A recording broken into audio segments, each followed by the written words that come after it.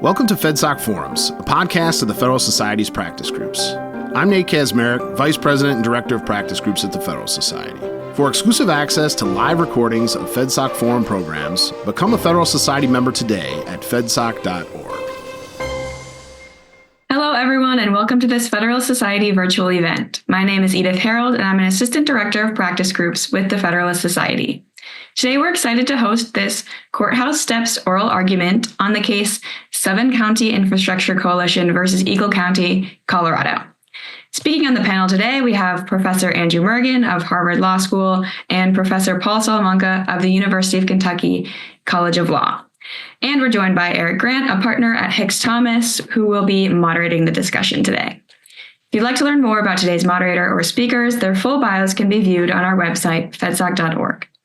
Throughout the program, we may turn to the audience for questions. If you have a question, please enter it into the Q&A function at the bottom of your Zoom window, and we'll do our best to answer as many as we can. Finally, I'll note that, as always, all expressions of opinion today are those of our guest speakers and not the Federalist Society. With that, Eric, thanks for joining us today, and I'll hand things over to you. Thank you, Edith, for that introduction, and thank you to the Federalist Society for hosting this event. Let's get right to it. As Edith mentioned, our panelists today are Professor Andrew Mergen of Harvard Law School and Interim Dean and Professor Paul Salamanca of the University of Kentucky College of Law. But since they're my friends, I'm going to call them Andy and Paul today. I had the pleasure of serving with both Andy and Paul in the Environment and Natural Resources Division of the U.S. Department of Justice from 2017 to 2021. And for those of you with repressed memories, that was the first Trump administration. All of us litigated NEPA cases like the case under discussion today. Paul and I were just passing through as political appointees, but Andy spent some 3 decades in the appellate section of the Environment Division, beginning as a summer intern and retiring as chief. I would venture to say that he's litigated more NEPA cases than any human being, alive or dead. And I'm confident that he would have been an excellent advocate for the government or for either of the other parties in yesterday's oral argument. And that argument, of course, is our subject today, together with prognostications and implications. For those, we'll hear first from Andy. Take it away, Professor. Yeah, thank you, Eric. It's great to be here with you and Paul. It is the case that I did do a lot of NEPA work in my 33 years at DOJ, and I'm really interested in this. This case arises in a particular context. As we know, NEPA is the most litigated environmental statute. I think Paul Clement, on behalf of the petitioners, made that point at oral argument yesterday. Notwithstanding the frequency in which NEPA is in the courts, it does makes only irregular appearances on the court's docket. I think probably the most significant NEPA case prior to this one was probably in 20 years ago in the public citizen case, which I'm sure we'll end up talking something about. I think the 7 counties case, which is, just to quickly refresh, about the approval by the Surface Transportation Board, an independent executive agency that approves new rail lines. This case involves a rail line of about 88 miles, which is going to be used to transport crude oil connected to other major rails for transmission to refinement. And the issue here is whether the scope, one of the issues, and the issue before the court relates to the scope of the environmental impact statement prepared by STB for this rail line and whether it was adequate. The environmental groups in Eagle County in Colorado allege that it fails for both a failure to consider certain upstream effects related to the development of oil fields in the Uinta Basin and downstream effects largely related to refineries, ultimate refinery of this oil either in Puget Sound or in the Gulf Coast of the U.S. And it comes to the court at a very particular moment, an important moment in the history of this, profoundly important statute, a statute that is litigated a ton, has influenced the way other countries and other states approach environmental disclosures, how international banks like the World Bank, Asian Development Bank require environmental disclosures. Because the NEPA is a look before you leap statute. And I think everyone sort of understands the utility of, before you're making a ground disturbing activity, before you're undertaking some sort of profound action, that you should think about it. And Congress told the agencies to think about it and the environmental effects. As the point was well made by Paul Clement yesterday on behalf of petitioners, it is a procedural, not substantive statute. The purposes of the statute are served when both the decision maker and the public are informed about the environmental effects. And as I just do want to situate it in this particular moment in environmental law, where there is concern by many that climate change poses a catastrophic threat, that we need to move at an accelerated pace to electrification and away from fossil fuels. And that has created a certain synergy on people both on the left and the right to cause people to rethink whether NEPA is overly cumbersome, impedes important infrastructure and public works, whether it's this rail line, which is important to the Ute tribe and to these counties in Utah, or to the development of offshore wind in Massachusetts, where I'm sitting right now. So there's a lot of concern about the statute, and Congress has been active within the last year or so, and in currently active about sort of rethinking where we should take it. I think the turning to the actual merits of this case, I think the ultimate dispute is, has NEPA really expanded well beyond all sort of reasonable limits, and does it need to be constrained? And the submission by the petitioners is that it very much does, that it's become too cumbersome, that it has become, it encompasses too much analysis. And their solution largely relates to two submissions. One, that it should take a lot of lessons from tort law related to proximate causation, and two, that it should be cabined sort of temporally and spatially. And the government stakes out a somewhat different position, as sort of a more contextual analysis built around foreseeability and what is foreseeable and how you should deal with foreseeability. Also, of course, informed by what power the agency has to address these sorts of things. And the environmental group in Eagle County really focus on foreseeability and allege that the things that should have been analyzed here in their submissions, in their beliefs, are really foreseeable that there'll be more refinement of this oil, that it will impact communities in the Gulf Coast, and that there will be upstream effects with the further development out of these oil fields in the Uinta Basin, and that they should have been considered. And I'll just stop and sort of say that the government likes to be in the middle. That's a good place. So it's a very comfortable place for me in my many years at DOJ, and I'm speaking only in my personal capacity and here.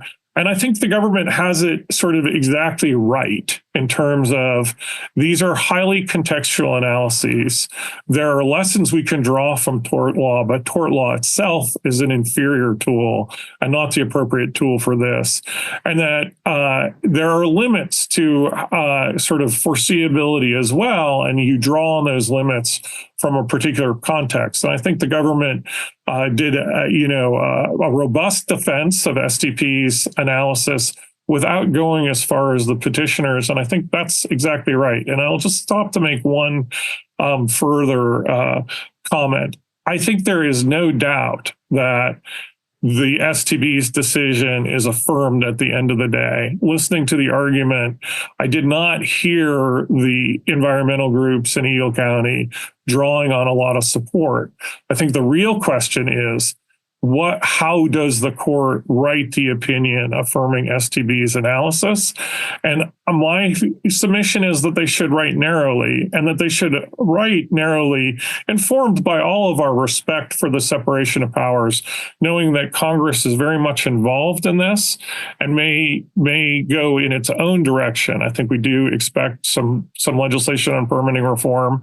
And so I would submit that the court shouldn't have taken the case in the first place, which was also an argument made by the respondents. But having taken the court, I think better that they not write some grand test, but instead double down on deference to the agencies in this analysis. And I'll stop there. Thank you, Andy. I think you identified what one of our other former DOJ colleagues called the Goldilocks position, the government perfectly in the middle. Thank you for those remarks. I'll turn it over to Paul.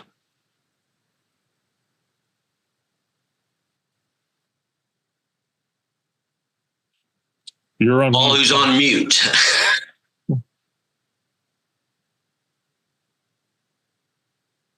Wouldn't be a true Zoom meeting without at least one person on mute. Right. Am I now live? It's nice to be on a program with my old friends Andy Murrigan and Eric Grant. It was a pleasure to work with the two of you at the Department of Justice a few years ago. Let me start out, back up from this all. NEPA's an unusual statute. I don't want to say that there's nothing like it, but there aren't many statutes like NEPA. It requires agencies to gather information that they are then free to ignore. And so it gives rise to what could reasonably be described as a beauty contest. The ultimate question is whether the agency has conducted a sufficiently specific and thorough analysis such that in the eyes of the reviewing court, it's asked all the right questions, even if it then came to the conclusion that it wanted to ignore everything it found out. That's, to be candid, a little bit weird. For the most part, in the legal system, we have rules. The rules are relatively determined, let's say. We have standards of liability. We have consequences that can be discerned. Of course, we depart from those ideals. Let's start with, for example, the world of negligence. We have the United States versus Carroll Towing case. We have a theory about comparing benefits and burdens and when you should take precautions. Of course, in the real world, we depart enormously from the Carroll Towing test, but at least we have the test as a comparator. There is no comparator in NEPA. NEPA is ultimately in the eyes of the beholder, which means that in any piece of litigation, you're ultimately dependent on the cleverness of the attorneys and the panel you get and the circuit where you find yourself. And really, that's a prescription for disaster. I can't imagine why any rational legislature would set up a beauty contest and subject the nation's infrastructure or any nation's infrastructure to a beauty contest. So I start with the premise that it's sort of the contrapositive or a sideways look at this. There's an old saying, anything worth doing should be worth doing well, because NEPA is a little bit of a conceptual disaster. It needs to be cabined, I would say. And let's face it, NEPA has almost no operative rules inside of it. As a matter of fact, all it really says to agencies is compile a detailed statement of the effects of your contemplated activities. That's it. I mean, everything else is grandiose and sounds great, but that's really the operative principle that animates NEPA. Everything else is, you might say, either an administrative or a judicial oak that grew out of a legislative acorn. That's a line that Justice Rehnquist used in a 34 Act case. All of the rules that CEQ has come up with since the 1970s obviously are an administrative function, assuming they have any validity at all, assuming CEQ has any authority whatsoever to promulgate rules. And then the judiciary has created, and I recognize that the APA obviously gives a hook in here, but the judiciary has allowed this area of litigation, frankly, to metastasize. As Justice Rehnquist said in the case that I was just referring to, it's a 34 Act case, but blue chip stamps versus Manor drugstores. If you have a judicial oak that's grown out of a legislative acorn, it's becoming to the court to be mindful of how it's metastasized and to take steps as a rule of reason might dictate to trim the judicial oak. And one great way to trim the judicial oak was identified by Justice Thomas in Public Citizen, which is a case that Andy adverted to briefly in his opening remarks. In Public Citizen, the court held that an agency need not evaluate effects for which it is not the legally relevant cause. And I suspect that Andy himself would concede that 7-county infrastructure was about what the court meant by that, what it meant by legally relevant cause. I would propose that legally relevant cause should be limited to any effects that are within the organic jurisdiction of the agency or derivative of the organic jurisdiction of the agency. And so in Public Citizen itself, it was about whether what would happen if Mexican trucks were allowed to operate in the United States. And the administrative agency said, well, if Mexican trucks were allowed to operate in the United States, there'd be roadside inspections that may give rise to some accidents. While the vehicle's idle, there'd be emissions, there'd be noise while the vehicles are idling. Those things were either squarely within the remit of the agency or immediately derivative of what the agency was doing. The agency was going to pull over trucks and inspect them. And while they were being pulled over, they were going to idle, which gives rise to emissions. They were going to make noise. And because they're in the breakdown lane, they might cause accidents. They didn't go beyond that, and the court said they didn't have to go beyond that. Similarly, in this case, we're talking about an 88-mile railroad. So to build an 88-mile railroad and to operate an 88-mile railroad, you're going to have a certain amount of cutting and filling. When you have to go over a gully, you're going to have to fill it in.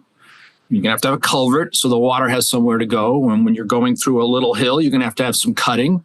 Then when you're actually operating the railroad, you're going to have some emissions. You might have some, if it's an old-fashioned locomotive with a spark box, you might have sparks and wildfires. You might hit a deer every now and then. Those are certainly things that are immediately derivative of authorizing an 88-mile railroad to operate. But what the DC Circuit said to STB, what the court said it should have done was that it should have analyzed not only the 88 miles of railroad and the cutting and filling to build the railroad, but also it should have taken into account the likelihood that wells would be drilled in the basin that Andy was referring to because of improvements in the transportation system, and also that the waxy crude oil generated in the basin would be taken somewhere, Port Arthur, Texas, or Shreveport, or Puget Sound, and refined, and would then have effects on those communities and so on. Those activities are obviously outside the remit of the STB. The STB has no authority over refining in Texas. It has no authority even over what happens on the main railroad lines. It only has authority to approve. It has its authority is a little bit larger than I'm indicating, but with respect to this, it only has authority to approve the 88-mile railroad. So I think Public Citizen really speaks to this case and says that the legally relevant cause of the effects in Port Arthur, Texas, or even in the basin is not STB. My objection to the trajectory of the argument yesterday is that Paul Clement, who represents 7 County, to put it in athletic terms, he's Bill Belichick. He wants to win by 1 point. I get that.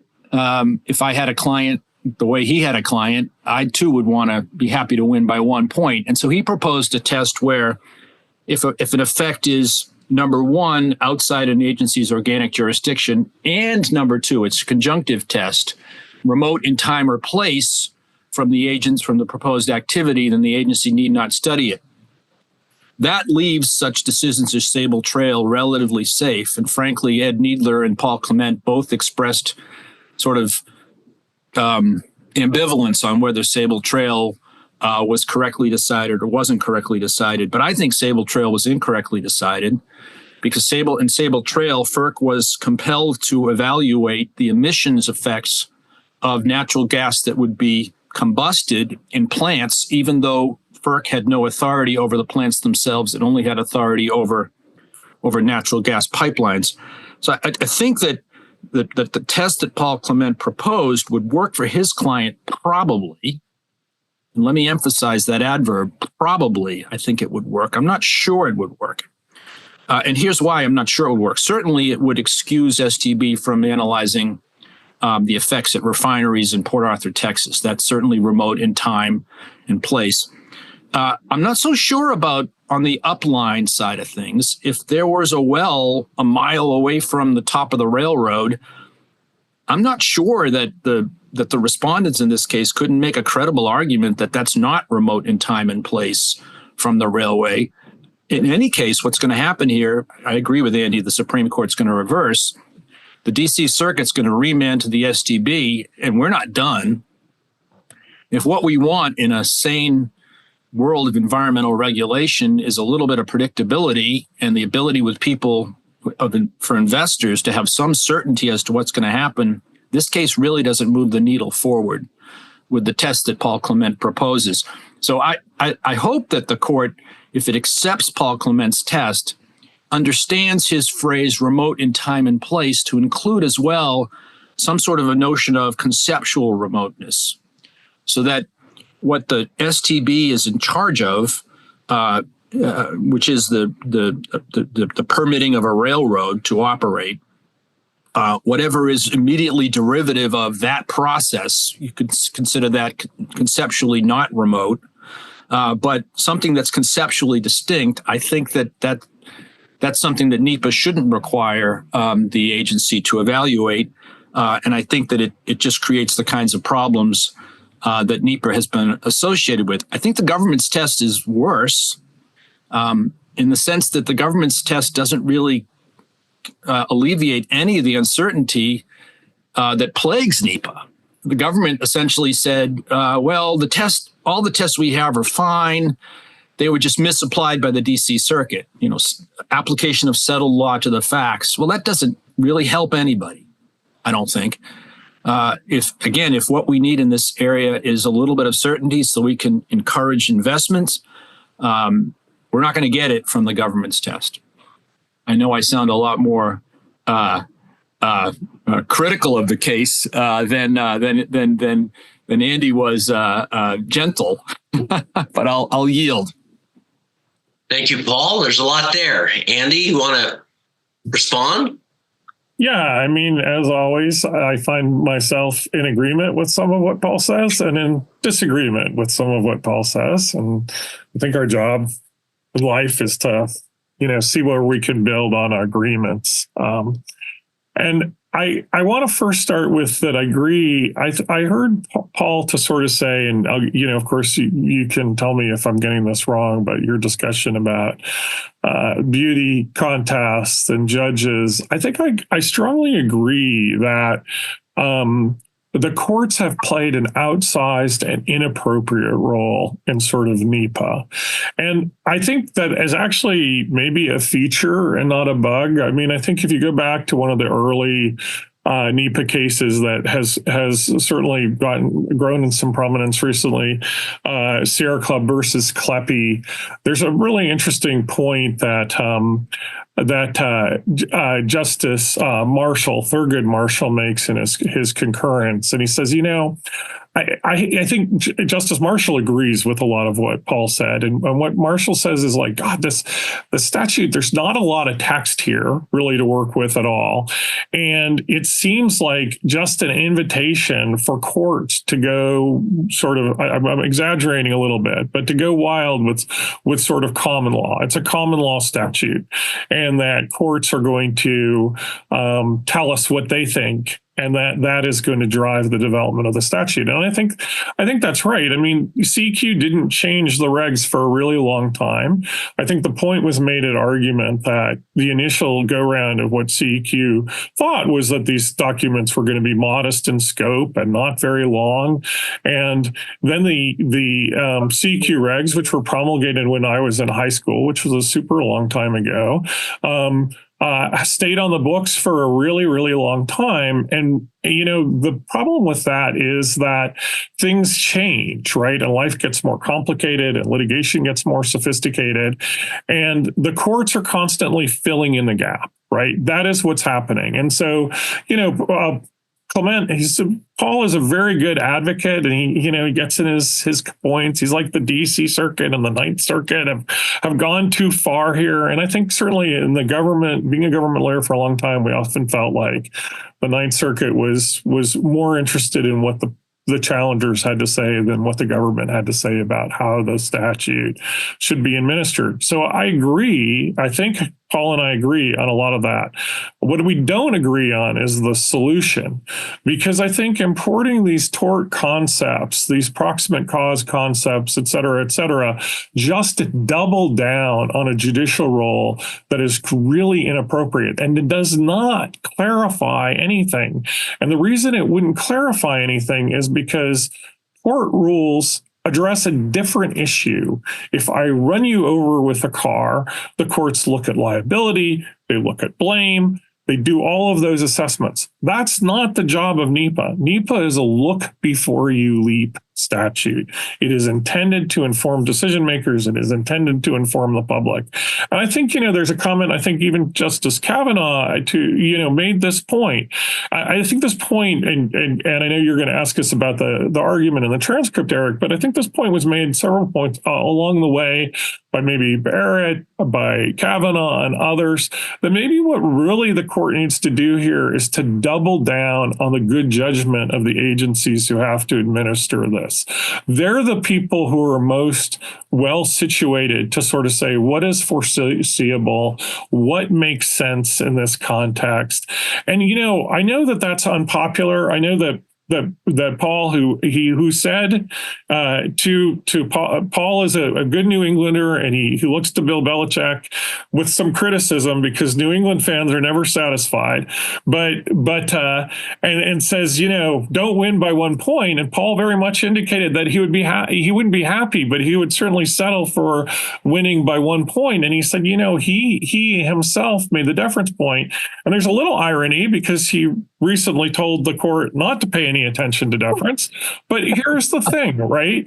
As between judges administering the statute and the agencies who are well situated to make these judgments and I think do a good job. And in that regard, I want to say something that, there's a lot of talk about NEPA, but there's very few people doing sort of empirical work in terms of how it plays out, which is a shame.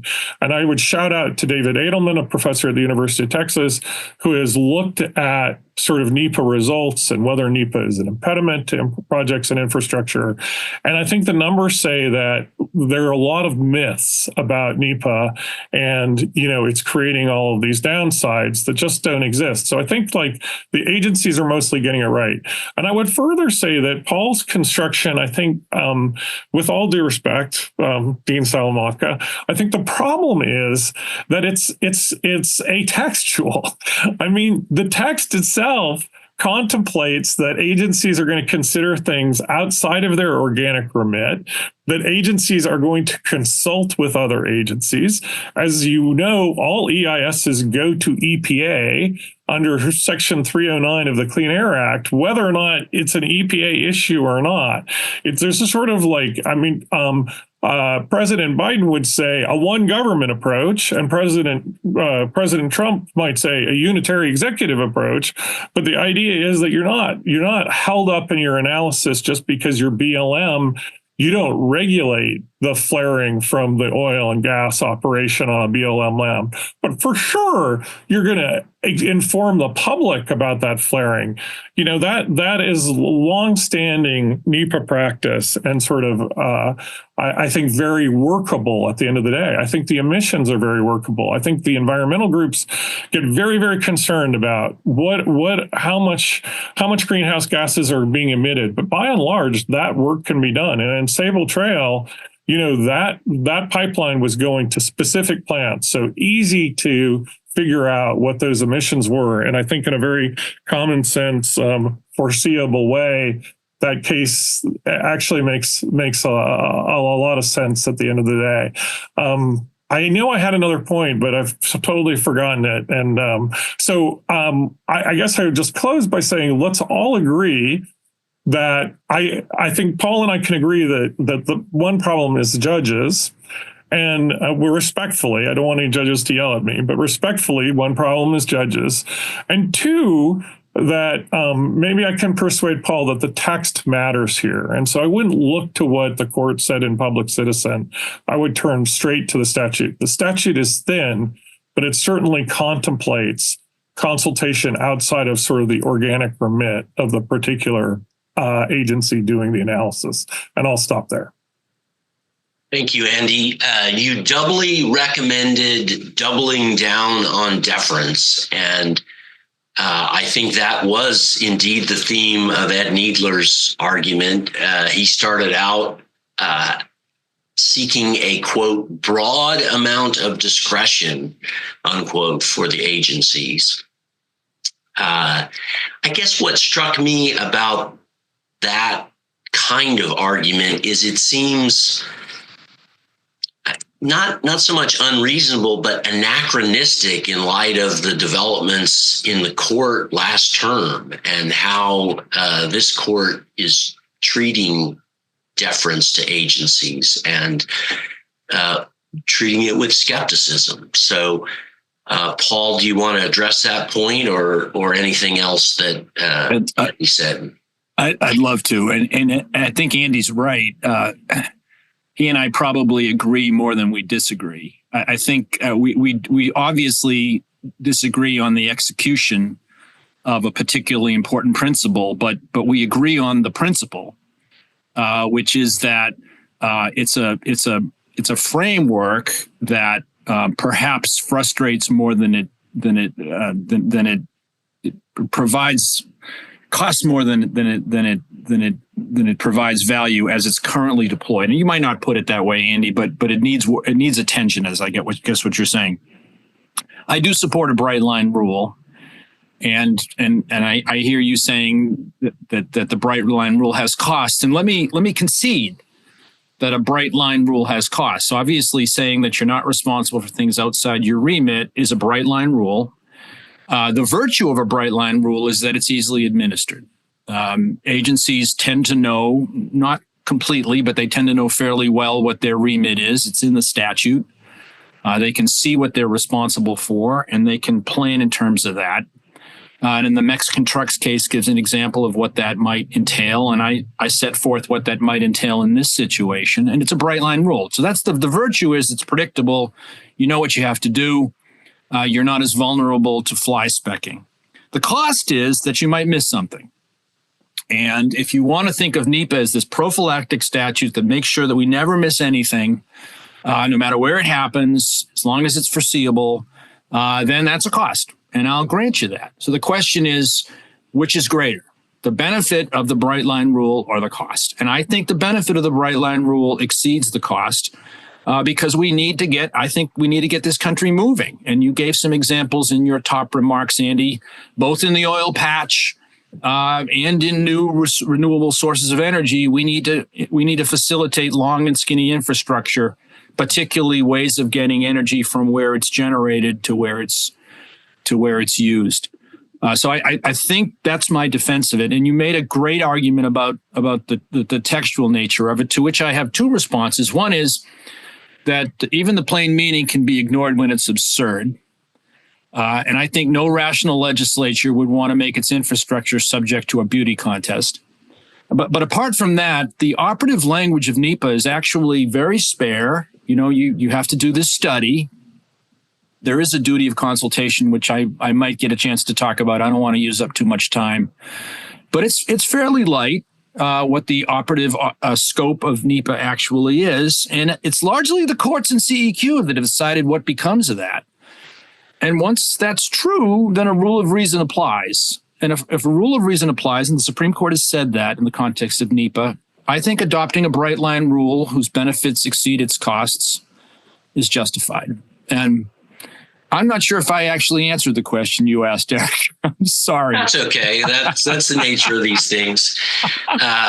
I have to confess, I learned a new word, remit, as a synonym for jurisdiction. That seems to be the word du jour, both today and at argument yesterday.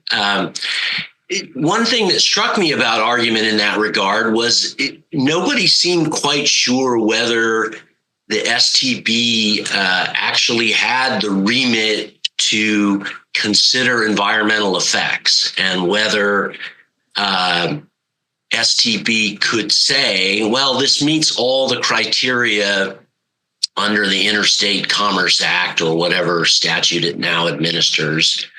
But nonetheless, we've seen enough of the deleterious environmental effects that we're just not going to approve it anyway. And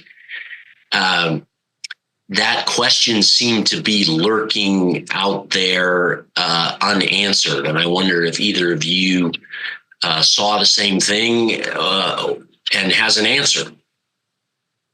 If I know this is out of order, Andy, may I speak first? Is that okay? Two responses to that. One is it basically makes this case Mexican trucks again.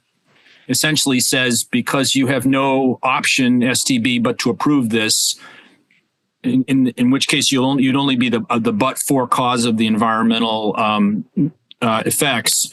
You have no choice. You have to approve this. In other words, it's on all four legs with Mexican trucks. The other problem I see with that, in which case it doesn't accomplish much. The other problem I see with that is that it strikes me as a category mistake. The decision whether to accept all carriage because you're a common carrier is not actually STB's. It's the railroads. And I'm not sure that it's metaphysically appropriate to transfer from the railroad to the STB that particular decision and say, because the railroad has no choice, therefore the STB has no choice. So I think that the logic of that argument doesn't really work. I also think that if that's all that happens, again, you have this Belichick victory for the railroad, fine, but I'd like to see more. Andy? Yeah, I had the same feeling about the argument that question was out there lurking, and I didn't really hear an answer. And I suspect that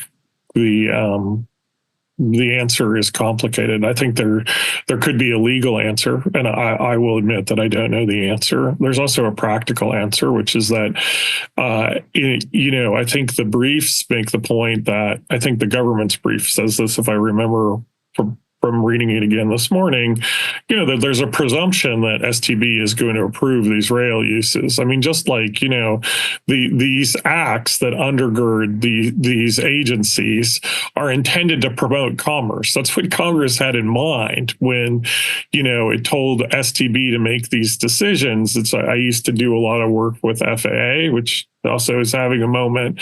And, the FAA Act also is like FAA's job in part is to promote air commerce, right?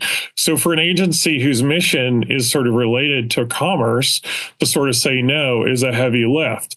Even if it has the authority to say no. But I think I will say I agree with Paul that in some ways, I think this is what you're saying. I think that issue is something of a distraction in a way, because one thing that Paul Clement stated a lot is that, the investment of his clients in mitigation and things like that.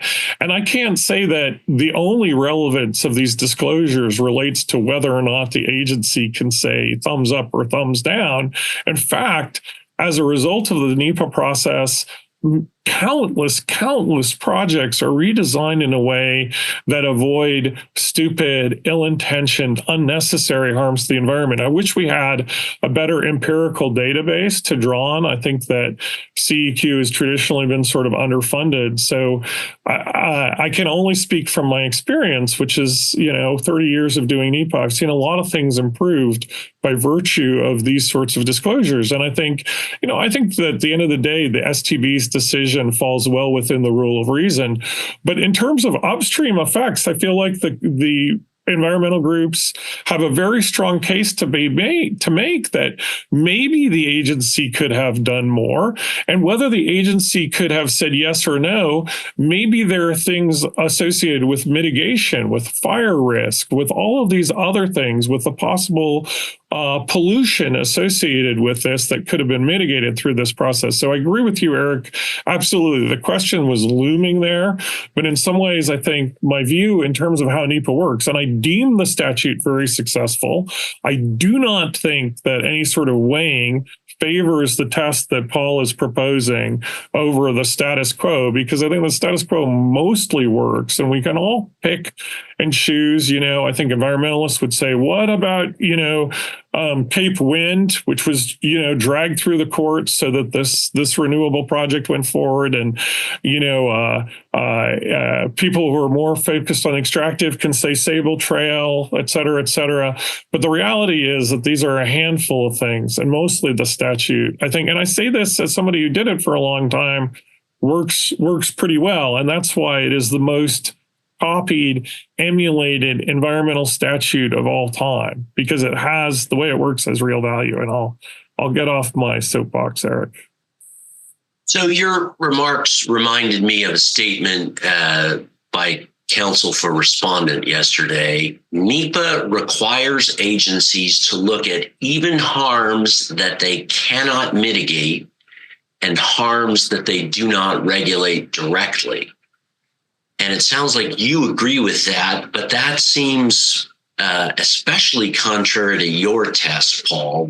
That's kind of outside their jurisdiction, and there should be a bright line cutting that off.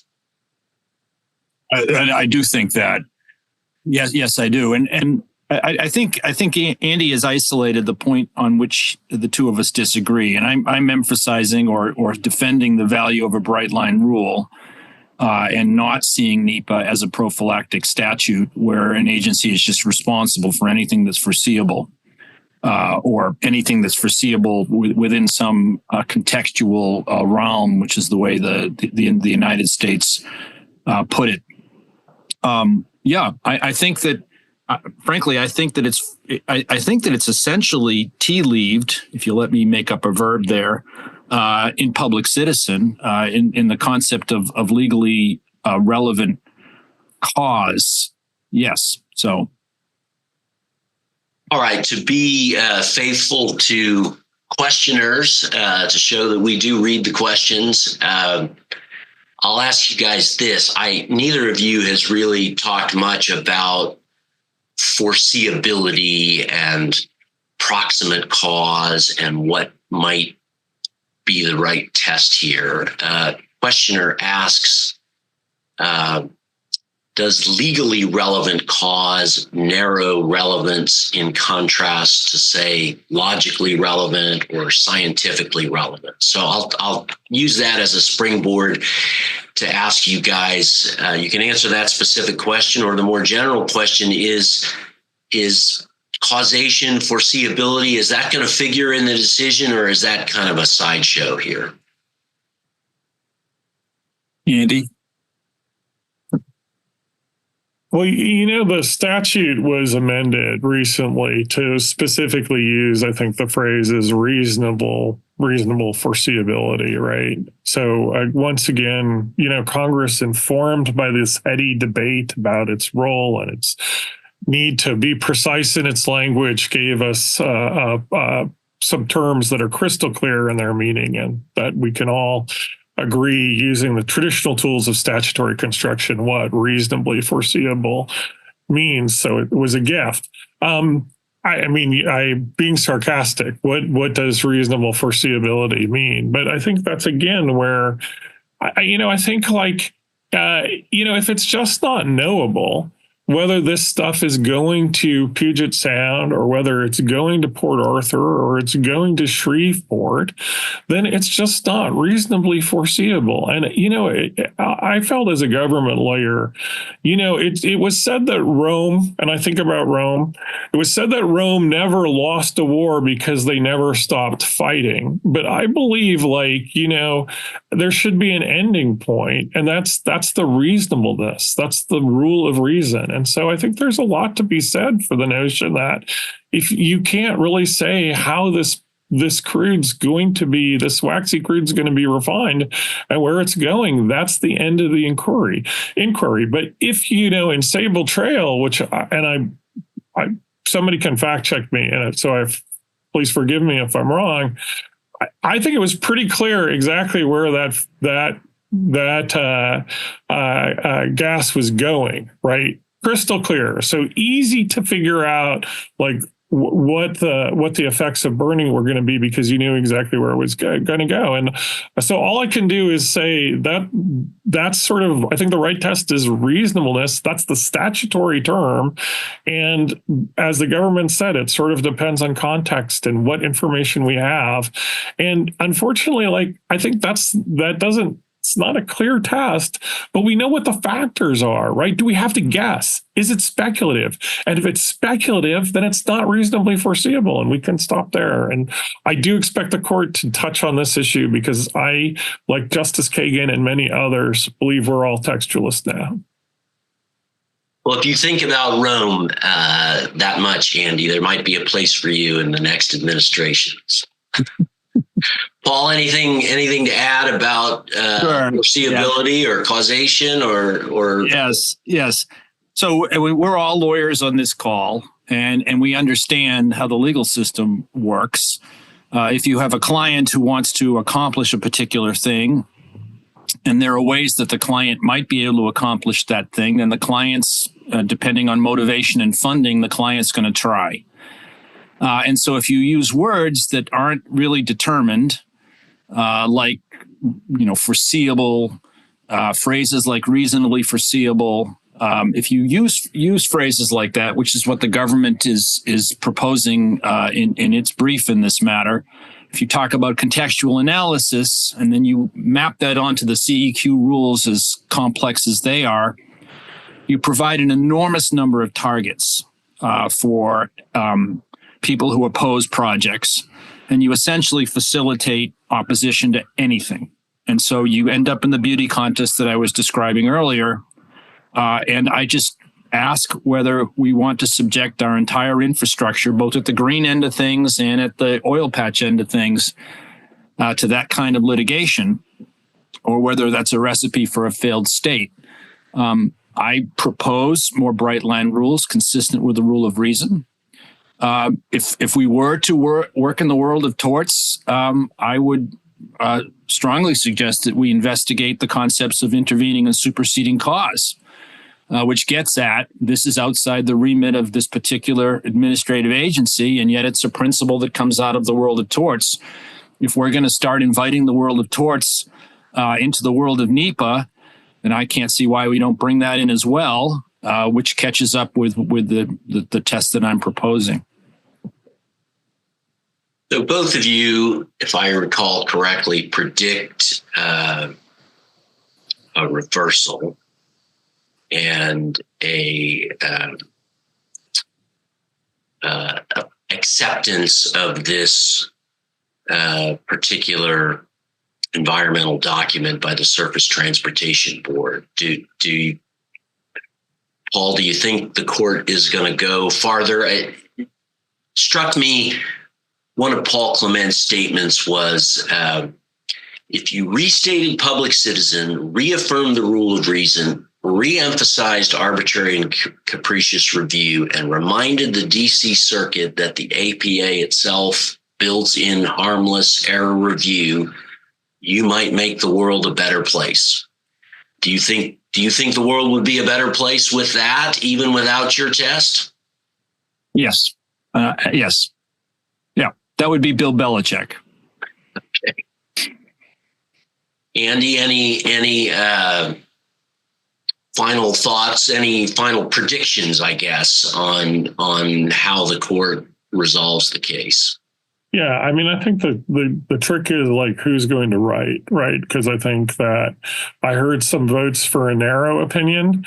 I think that was true of Kagan. I think it was true of Jackson. I think it was true of Sotomayor. I got maybe a hint of it from Kavanaugh and maybe a hint of it from Barrett. So, and I'll just say I'm going to make a plug for a narrow opinion here because this is not an area in which Congress is has its head in the sand like an ostrich.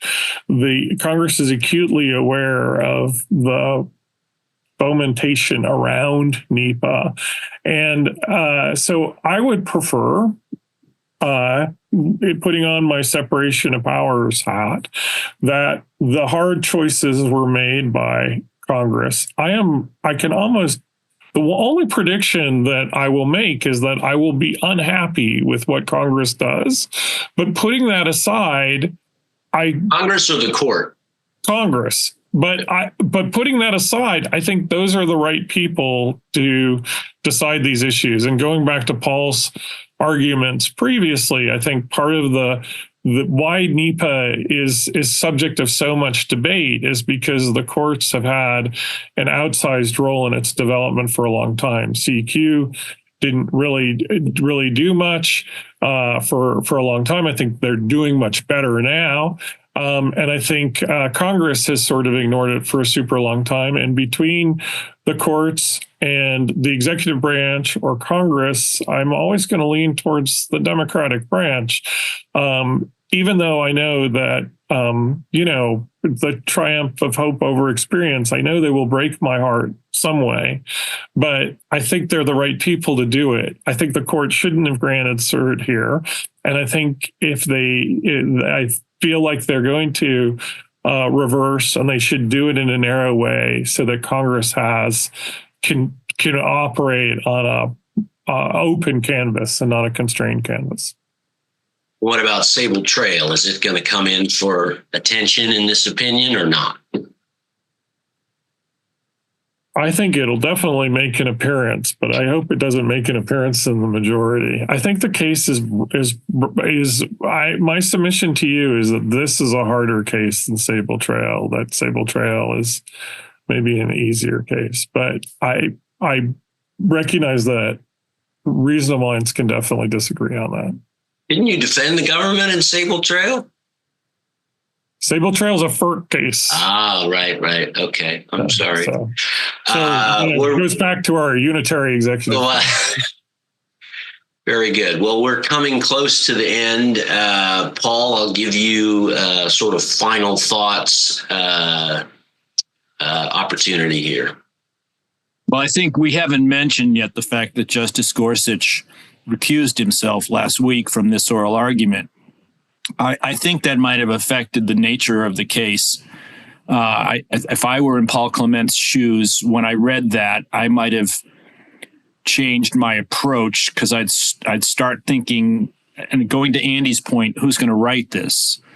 I'm hopeful, speaking for myself. And let me say, I have a client here. I wrote an amicus brief for the Center for Environmental Accountability. My hope is that Justice Thomas writes the opinion, and Justice Thomas writes the opinion saying, this is what we meant in Public Citizen, and essentially pursuing the approach that I've advocated. Given what happened on the bench, and I think this is what Andy and you was adverting to, and you were too, Eric.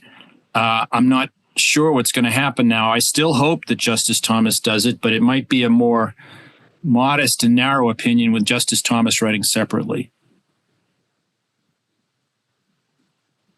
And